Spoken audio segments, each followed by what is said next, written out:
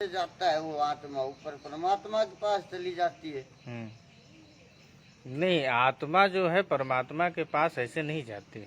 जो आत्मा परमात्मा के पास ऐसे मिल थोड़ी जाती है कि आत्मा ऐसे यहाँ से छूट गई शरीर से तो आत्मा जो है परमात्मा के पास जाकर के मिल जाएगी। कैसे? आत्मा जो है कर्म के बंधन में बंधी हुई है, चाहे वह अच्छे कर्म हो चाहे बुरे कर्म हो, वह कर्म के बंधन में बंधी रहती है। तो आत्मा स्वतंत्र नहीं है, और जो कर्म के बंधन में बंधती है तो वह प्रकृति के बंधन में हो जाती है, क्योंकि जो कर्म आप करते हो तो प्रकृति में रह करके ही करते हो। प्रकृति और पुरुष ये दो महातत्व हैं। तो प्रकृति जो है वह पुरुष से अलग है। प्रकृति को जिससे हम देख सकते हैं, अनुभव कर सकते हैं, अपनी जो 5 ज्ञान इंद्रियां हैं उसके द्वारा हम प्रकृति को प्रत्यक्ष देख सकते हैं। तो प्रकृति के 5 तत्व हैं। प्रकृति के 5 तत्व हैं: पृथ्वी, जल, अग्नि, वायु और आकाश। ये 5 प्रकृति के तत्व हैं। अब जो पुरुष है इस प्रकृति से अलग है। तो आत्मा जो है पुरुष तत्व है, यानी परमात्मा का तत्व है, परमात्मा से निकला हुआ है वो, इसीलिए उसको आत्मा कहते हैं। तो जो भी कार्य अगर किया जाएगा तो वो शरीर के द्वारा किया जाएगा ना। आत्मा थोड़ी कार्य कर सकती है, शरीर के द्वारा करेगी।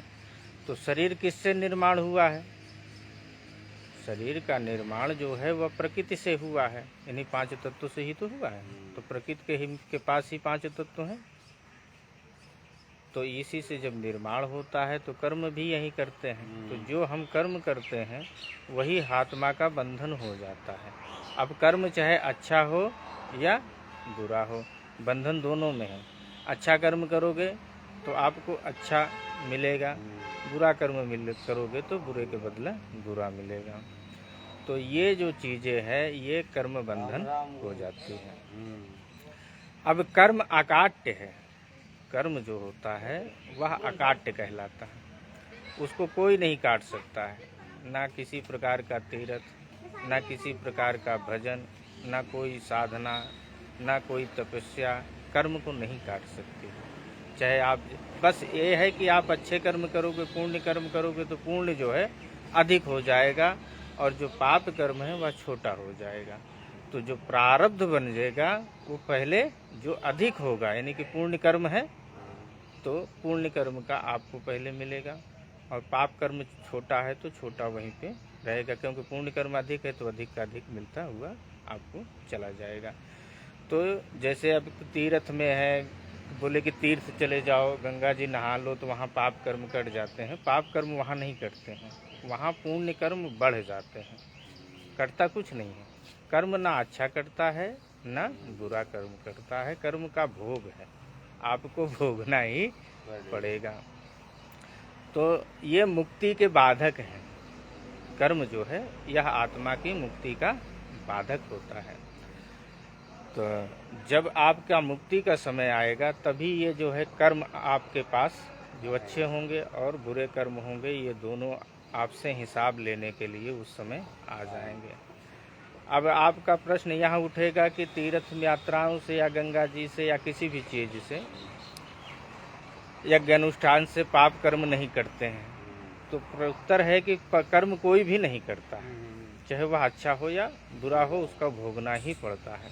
तो ये मुक्ति के बाधक हैं। जब भी आपके मुक्ति का समय आएगा तो वो कर्म आ जाएगा। अब एक कथा हम आपको सुनाते हैं, जैसे पाप कर्म नहीं करता है तो सबसे प्रसिद्ध कथा हम आपको सुना रहे हैं। भीष्म पितामह को जानते हो? भीष्म पितामह कौन थे? महाभारत के सबसे बड़े पात्र थे। तो महाभारत के सबसे बड़े पात्र थे, ये तो सत्य है, लेकिन एक बात और है, वह माता गंगा के पुत्र भी थे। भीष्म पितामह थे ना, भीष्म पितामह जो है माँ गंगा के पुत्र थे। और उनकी मुक्ति का बाधक उनका कर्म बना था कि नहीं बना था? बना था। और कितना बड़ा पीछे का कर्म, यानी कि माँ अगर गंगा पाप कर्मों को काटती तो सबसे पहले अपने पुत्र के पाप कर्मों को काट देती। वो भी बिल्कुल छोटा था पाप था, यानी कि 100 साल पहले भीष्म पितामह जी बताते हैं श्री कृष्ण से कि हमको 100 साल के जन्मों की कथा पता है कि हमने अपने जन्म में किसी भी प्रकार का पाप कर्म नहीं किया है, और 100 साल पहले का अगर किसी जन्म में हुआ हो तो मुझे ज्ञात नहीं है। हाँ, यही तो बताते हैं। तो एक छोटा सा पाप कर्म श्री कृष्ण भगवान उनको याद दिलाते हैं कि जब आप बचपन में छोटे थे तो आपसे एक पाप कर्म हुआ था। एक किसी सर्प को जो है झाड़ियों में फेंक दिए थे और उसके शरीर में बहुत सारे सूल चुभ गए थे, यानी कि कांटे चुभ गए थे। उसी पाप कर्म का ये है। तो मुक्ति का बाधक वो बना, यानी कि उसको चुकाना ही पड़ा। तो ये सिद्ध करता है कि तीर्थ यात्रा करने से, किसी भी गंगा जी स्नान करने से या कुछ भी करने से पाप कर्म या पुण्य कर्म नहीं कटता है। कर्म को आपको भोगना ही पड़ेगा। जब मुक्ति आपकी नज़दीक आ जाएगी या जब मुक्ति का समय आएगा तो आपको भोगना ही पड़ेगा, क्योंकि वह जो कर्म है वह न्याय है, मांगेगा।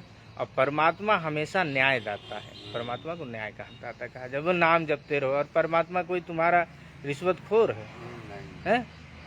किसी चीज़ की उसे ज़रूरत है तो उसके नाम जपते रहोगे तो तुम दलाली करोगे, तो चमचागिरी करोगे तो तुम्हारे पाप कर्म कट जाएंगे। अरे परमात्मा न्याय करता है।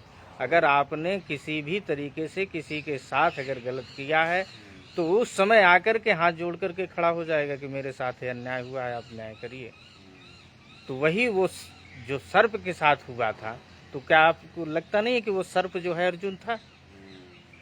अगर तर्क के साथ अगर उसे सिद्ध किया जाए तो अर्जुन ही था वो सर्प। अर्जुन नहीं, फिर उसको मारा था, कांटों की तरह। हाँ, बेच दिया। तो वो पाप जब तक वो कटा नहीं पाप कर्म, तो 6 महीने उनको भीष्म पितामह को लेटे रहना पड़ा कि नहीं, सरसैया पे। तो इसलिए यह सिद्ध होता है कि पाप कर्म या पुण्य कर्म जो भी है ये आत्मा के मुक्ति के बाधक होते हैं। जब तक आपके ये कर्म नहीं पड़ जाएंगे तब तक आत्मा की मुक्ति नहीं होगी, चाहे जो जितना जतन कर ले। ठीक, मिल गया।